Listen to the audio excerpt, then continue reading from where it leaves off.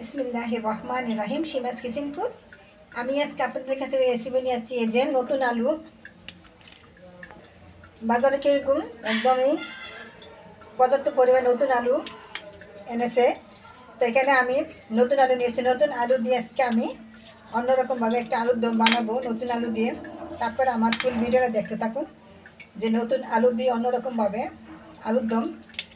তো প্রথমে আলুটা আমি এটা পরিষ্কার করে ধুয়ে আমি নিব। আলুটা আমি পরিষ্কার করে আমি চুলে সুন্দর করে নিয়েছি। এখন আমি অল্প একটু পানি দিয়ে আলুটা আমি সিদ্ধ করে নিব হালকাভাবে। তারপরে আমার ফুড ভিডিও দেখে থাকুন।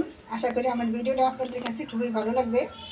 যদি ভালো লাগে তাহলে আমার চ্যানেলটাকে লাইক কমেন্ট করে আমার পাশে থাকুন।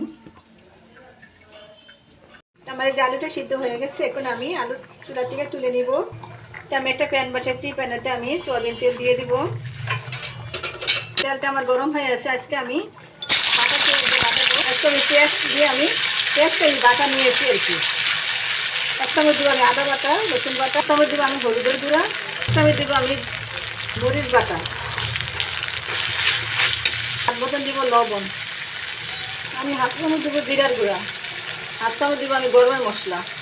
মশলাটা না পড়ে একটু পানি দিয়ে দিব। আমি দিয়ে দেবো একটু যে কাঁচামরিচ কাটা দিয়ে দেবো। আমার যে মশলাটা কষানো হয়েছে দেখুন, একদম চমৎকার তেল ছেড়ে দিয়েছে। এখন এখানে আলুগুলো দিয়ে দেবো।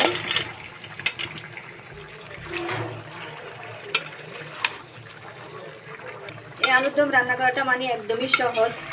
যারা মনে করেন যে একদম শর্টকাটে আলুর দম রান্না করবেন, তো এইভাবে যদি সহজভাবে যদি আপনি রান্না করেন, তখন মানে একটু ভাপ দিয়ে নেবেন, অল্পভাবে ভাপ দিয়ে নিয়ে পানিটা ফেলে দিয়ে মশলাটা এইভাবে কষে যদি দেন, তাহলে আশা করি আমার এই রান্নাটা দেখে আপনারা কখনো নারাজ হবেন না। তো আমার যে আলুর দমটা আমার একদম সম্পূর্ণ রেডি। এবার আমি একটু ধনিয়া পাতার কুচা দিব। তো আমার এই সহজ আলুর দম যদি ভালো লেগে থাকে, আমার চ্যানেলটাকে লাইক কমেন্ট করে আমার পাশে থাকুন। আপনাদের কাছে একটি রিকোয়েস্ট। আল্লাহ হাফেজ।